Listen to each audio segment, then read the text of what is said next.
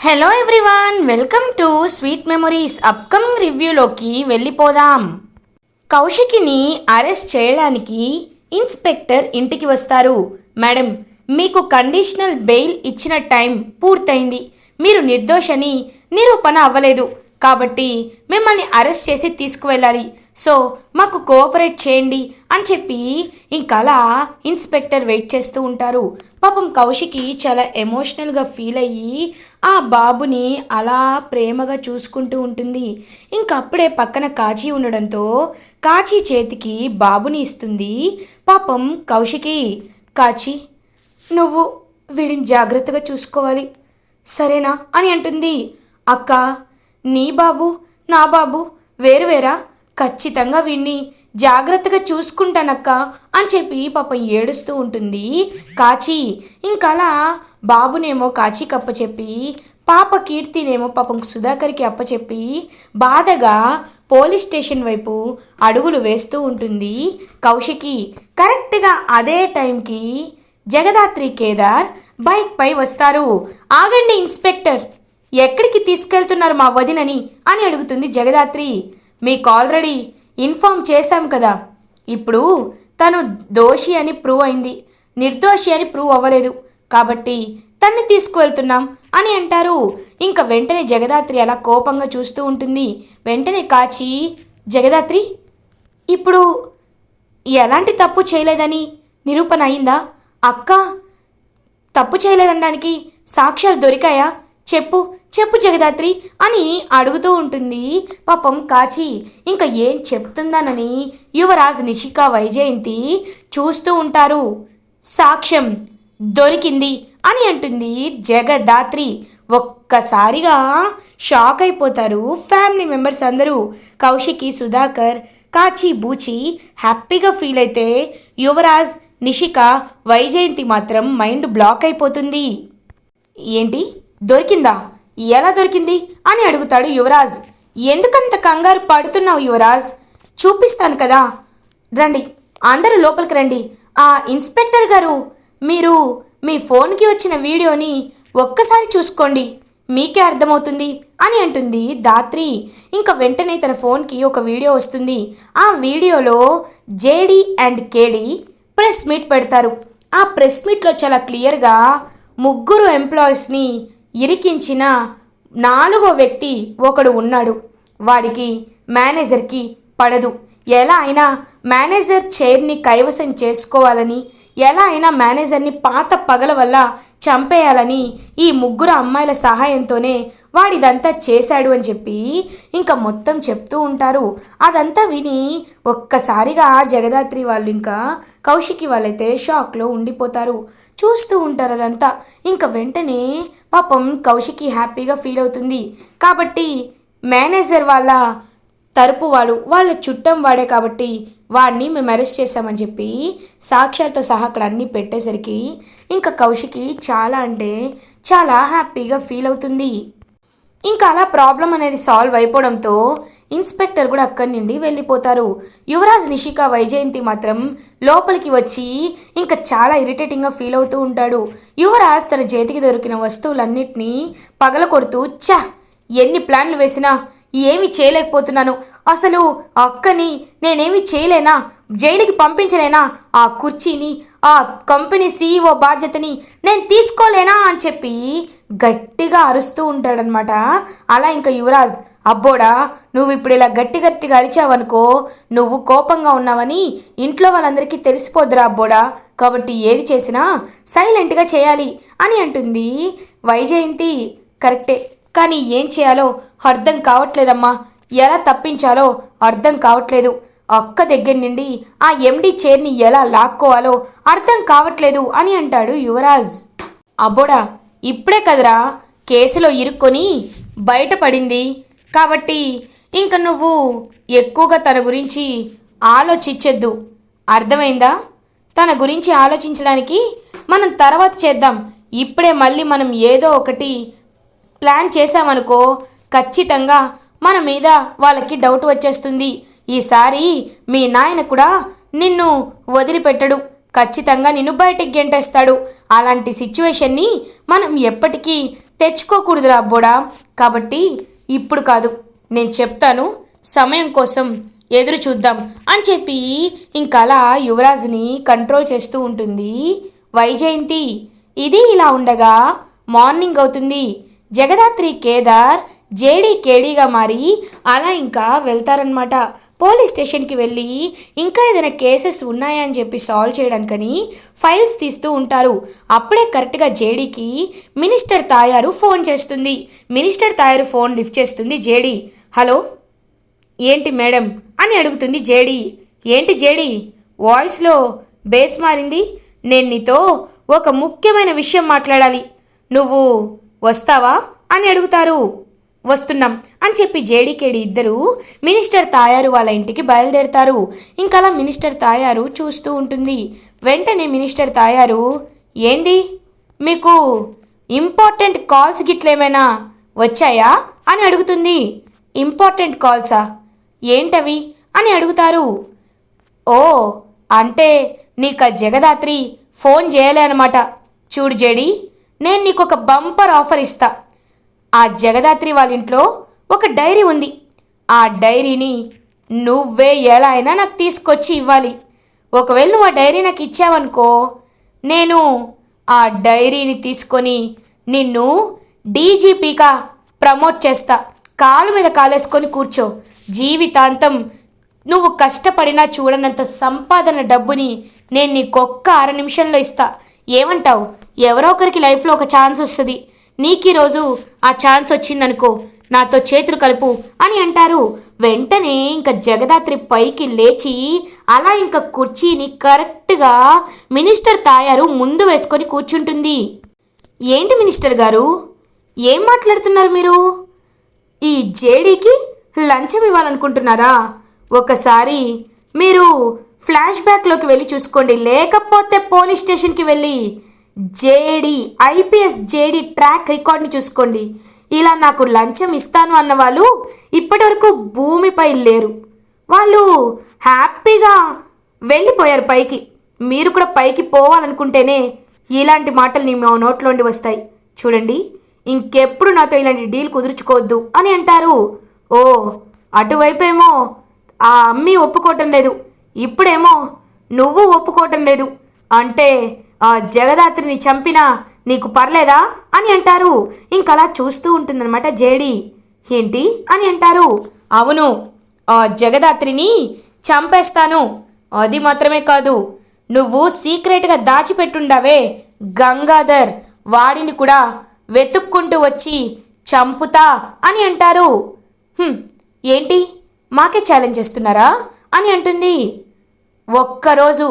ఒకే ఒక్క రోజులో వాడు ఎక్కడున్నా తెలుసుకుంటాను, తెలుసుకొని వాణ్ణి చంపేస్తాను అని అంటుంది తాయారు.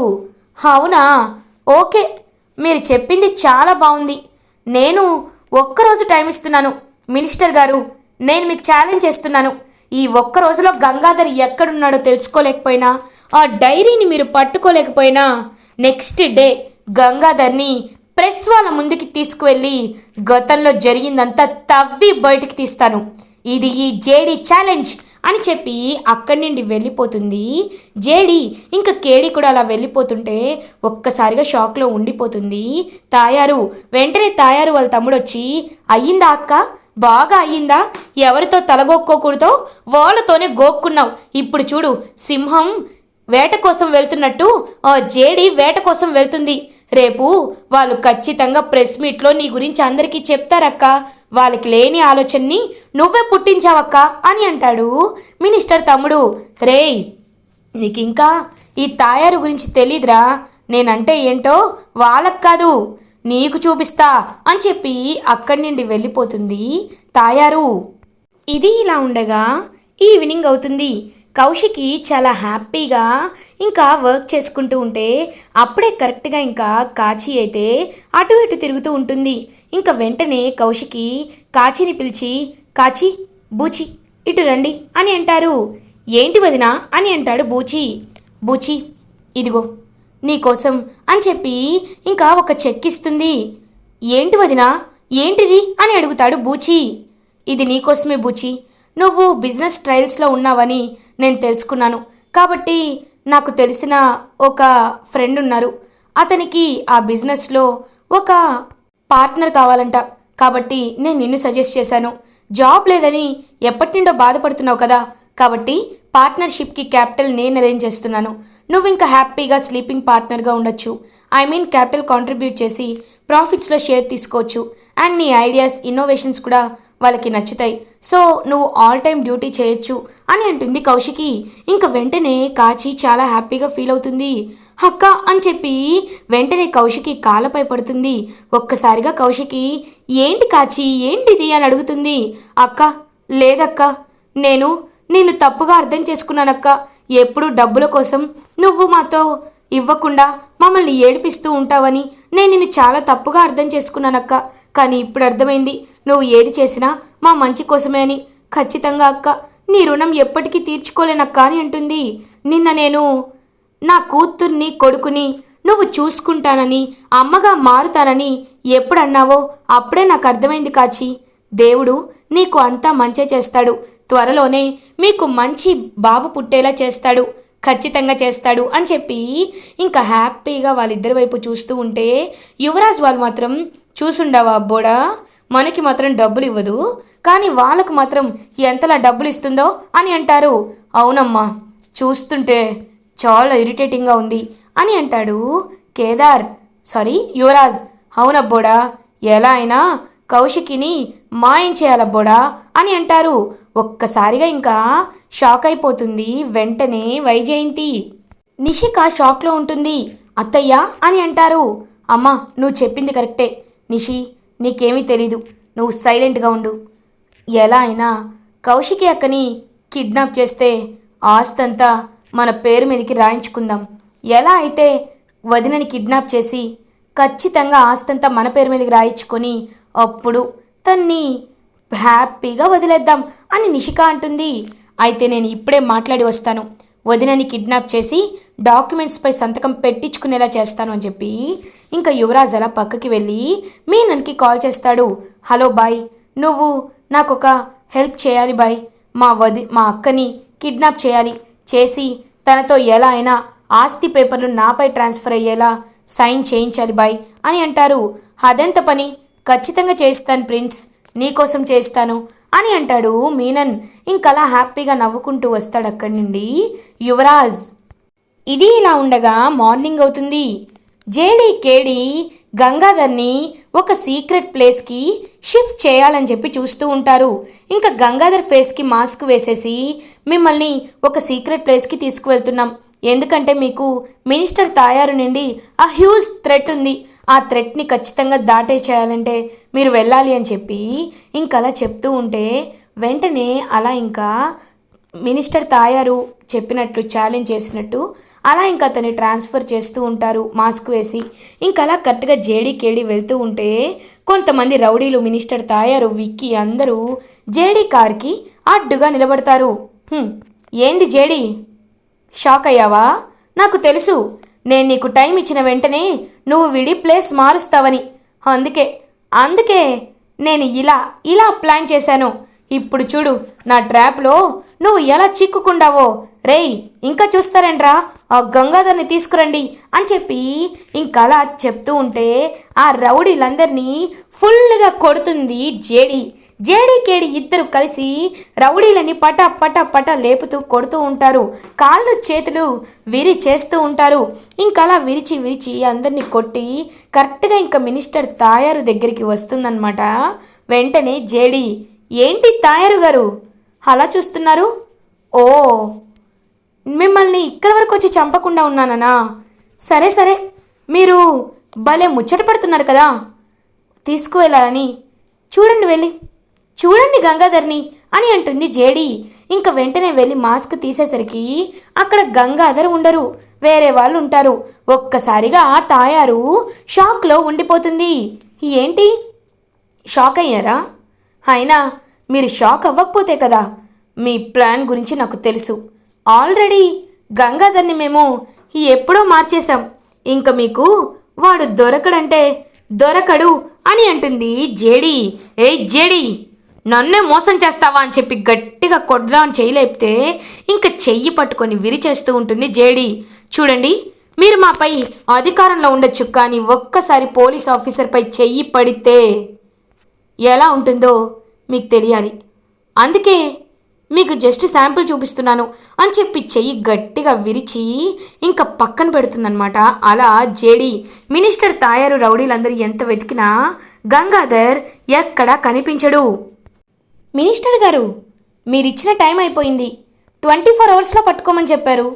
ఇప్పుడు పట్టుకోలేకపోయారు కాబట్టి ప్రెస్ మీట్ పెట్టేస్తున్నాను. గంగాధర్ అని చెప్పి ఫోన్ ఆన్ చేస్తుంది.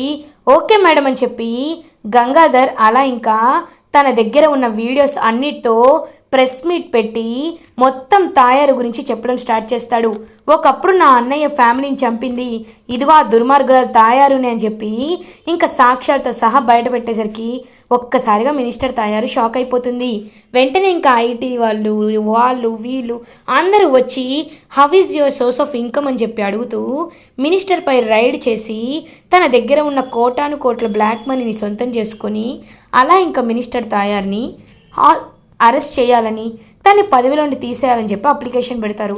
సో హై కమిటీ అందరూ డిసైడ్ అయ్యి మినిస్టర్ తాయారుని పదవిలో నుంచి తీసేస్తారు. మినిస్టర్ తాయారు అరెస్ట్ అయి వెళ్తూ, ఏయ్ జేడి, నన్ను జైలు పాలు చేసినావు కదా, నీ అంత చూస్తా పోరి, ఖచ్చితంగా చూస్తా అని అంటారు. మంచి వాళ్ళకి ఎప్పుడు మంచి జరుగుతుంది, మీలాంటి వాళ్ళకి మాత్రం ఎప్పుడు చెడే జరుగుతుంది. కాబట్టి ఇప్పటికైనా బుద్ధి తెచ్చుకొని మారండి అని చెప్పి ఇంకలా అక్కడి నుండి వెళ్ళిపోతుందనమాట జేడి. అలా ఇంక అరెస్ట్ అయి వెళ్ళిపోతుంది తాయారు. ఇలా ఎపిసోడ్ ఎండ్ అవుతుంది. ఫర్దర్ ఎపిసోడ్ రివ్యూస్ ముందుగా మీకు కావాలి అనుకుంటే మా ఛానల్ని సబ్స్క్రైబ్ చేసుకోండి. Thanks for watching.